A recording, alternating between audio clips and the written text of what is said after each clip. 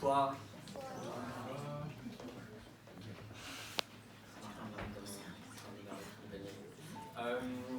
Donc je suis effectivement passé plusieurs fois sur voilà, le principe, c'est que je n'ai pas encore de texte et vous allez m'aider pour le faire. Et c'est la 10e fois que j'essaye ça sur des scènes ouvertes. Donc pour cette 10e, je vais vous solliciter un peu plus que d'habitude.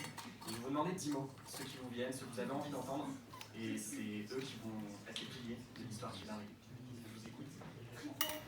Comment? Un tripot. Tricot? Un tripot. C'est quoi un tricot? C'est un espèce de pour. Un bar mal famé. Un tripot, ok, let's go. Égoïste. Égoïste. Un pingouin. Croisade. Comment? Croisade. Croisade. Flamme. Pardon. Cléopâtre. Apaisement. Cléopâtre, orage, et en 3. Amour. Sarah. Ok. Et sérendipité. Pareil, est-ce que je peux avoir droit à un mini brief sur les sérendipités? C'est la faculté à faire du miracle quelque chose de Super. transformer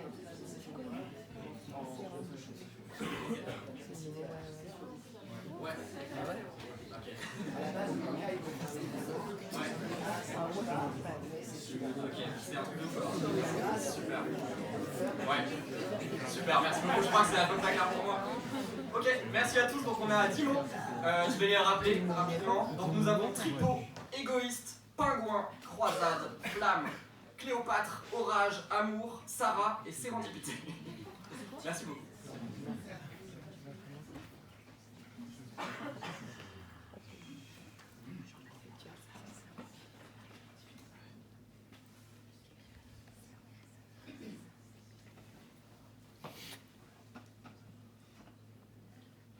L'action se passe dans un tripot obscur. On ne voit pas encore les visages. Toutes les lumières se sont éteintes. D'abord les lumières du ciel, c'est la nuit. Et ensuite les torches, les lanternes. Tout ce qui fait la rare chaleur du lieu. Tout le monde a décidé d'arrêter de voir, de simplement entendre, de simplement ressentir, de simplement toucher. Alors, traverse des ombres, à travers les tables, à travers les chaises. Tout le monde semble connaître par cœur le lieu, personne ne se heurte à rien. Il y a une ambiance très étrange. Et un voyageur tout jeune, une quinzaine d'années, capuchon sur la tête, se permet d'entrer dans ce lieu qu'il ne connaît pas. Il cherche une auberge pour la nuit, parce que dehors il fait sombre, et parce qu'à l'intérieur c'est pire. Il se dit qu'il pourra se glisser là, se cacher, comme une ombre. Ce voyageur ne prête pas attention aux autres. On pourrait dire de lui qu'il est particulièrement égoïste, mais non, rien de tout ça. Il a simplement envie d'avoir un peu d'espace pour lui, hein. Il a besoin d'un peu d'espace, il a besoin de sentir un peu son corps en lui-même, et cette obscurité lui permet de se retrouver lui-même. Il met un casque sur ses oreilles, une sorte de casque de bois, quelque chose d'un peu étrange. Il ne veut surtout rien entendre. Il veut perdre tous ses sens les uns après les autres. Il veut tout effacer pour retourner un peu en lui. Alors il voit des images. Des images qui commencent à défiler sous ses paupières. Des images de temps différents, de temps où la lumière était encore là. Il revient d'un long voyage en Antarctique. Il a rencontré les ours blancs, les pingouins, les bases, les obscurs, les aventures humaines. Il a rencontré énormément de choses et il a envie de se rappeler tout ça. Il a envie de le récupérer un peu en lui parce que maintenant, ce tripot, il est dans une ville qui ne l'intéresse pas tant que ça. Une ville pas si exotique, c'est la ville de son enfance. Alors, à travers ce tripot, à travers cette obscurité, il veut retrouver un peu l'ailleurs, se reprendre un peu d'ailleurs, se réchauffer de ses souvenirs parce qu'aucun de ses sens ne pourra jamais lui rendre la chaleur qu'il avait là-bas, qu'il avait lorsqu'il était aventurier, lorsqu'il y avait la neige sous ses pas, que chacun de ses pas traçait une route que personne n'avait jamais tracée avant lui, que dans la glace immortelle, il y avait un seul humain qui avait traversé, c'était lui. Alors il veut se rappeler de tout ça. Il veut se rappeler de tout ça parce qu'il sait qu'il va bientôt repartir. C'est son combat à lui, sa croisade. Il n'a pas besoin d'autres hommes armés, il n'a pas besoin d'une armée qui déferle. Il a simplement besoin de ses souvenirs pour le transporter, pour ramener derrière ses pas un itinéraire dont il ne se souvient déjà plus.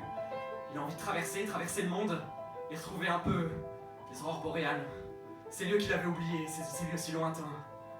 Il a cette chose en lui qui l'anime, cette flamme étrange, que ne partage aucune des personnes ici, car ce ne sont pas vraiment des êtres humains, ce sont des ombres. Ils ne portent aucun visage et paradoxalement ils les portent tous. Il se remet à sentir, à se rappeler autour de lui, alors que la flamme vivote alors qu'il a besoin un peu de se recentrer parce qu'il n'est pas encore dans l'ailleurs. Imagine les visages. Imagine à travers le mouvement d'un visage, à travers le courant d'air minuscule. Imagine un nez long et fin. Imagine que cette femme, c'est Cléopâtre. Alors immédiatement, ça l'emmène ailleurs. Ça l'emmène dans les souvenirs des autres. Il n'a plus envie de se rappeler sa propre expédition, il a envie de se rappeler toute l'histoire des hommes, toute l'histoire de l'humanité et des femmes, de tous ceux qui la composent. Il se rappelle l'Égypte, il se rappelle les pyramides, il se rappelle l'électricité qui est à peu près de cette époque. Et il se dit que l'humanité a traversé vraiment des choses incroyables. Et tout revient en même temps, toutes les périodes de l'histoire, à travers un courant d'air, à travers le mouvement d'une main, il a l'impression d'entendre une hache, il a l'impression de voir un viking, il a l'impression qu'à travers un mouvement tout simple, tout fin, c'est un pylône, c'est toutes les époques qui se mélangent en même temps, en orage, tout tombe partout dans le tripot. Le tripot rassemble toute l'humanité, le tripot, c'est la rencontre humaine, c'est toutes les histoires qui se rappellent parce que l'humanité est un ensemble de souvenirs et d'une mémoire collective. Et il a envie de bénéficier de tout ça parce que tant que les gens sont des ombres, ils sont tout. Alors il continue sa quête. Il porte cet amour pour les autres. Il a envie de les toucher, il approche sa main, il en rencontre une autre. D'autres ont envie de rencontrer aussi. Dans ce tripot obscur, on ne cache pas son visage pour s'isoler, il le comprend enfin. Il dissonnait, lui au contraire, à se mettre dans son coin. Il voit que chacun osait une recherche qui ne pourrait pas les yeux ouverts. Chacun s'essayait à l'autre, doucement, dans un but calme. C'est de ça dont il avait besoin alors. Il lit son prénom et il en entend un autre, Sarah. Sarah, c'était Cléopâtre, et c'était toutes les femmes en même temps. Il ne veut pas encore découvrir son visage. Toute la nuit est là pour ça. Alors, il se rend compte qu'il voulait chercher un peu de calme, qu'il voulait chercher un peu d'isolement dans ce lieu où aucune lumière n'est possible. Il a trouvé tous les éclats du monde. Et il comprend que de cette erreur est née énormément de choses. Et il se dit que la sérendipité a du beau.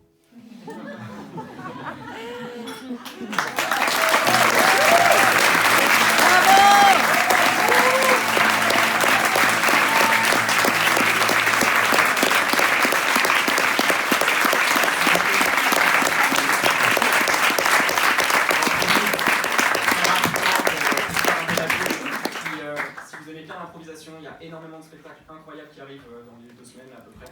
Et je parle de tout ça sur mon Insta. C'est Matteo GRL, M-A-T-E-O GRL. Il y a un super spectacle vendredi, le mardi suivant et le dimanche après. Il y aura plein de choses qui se passent en impro. Donc voilà. Merci beaucoup.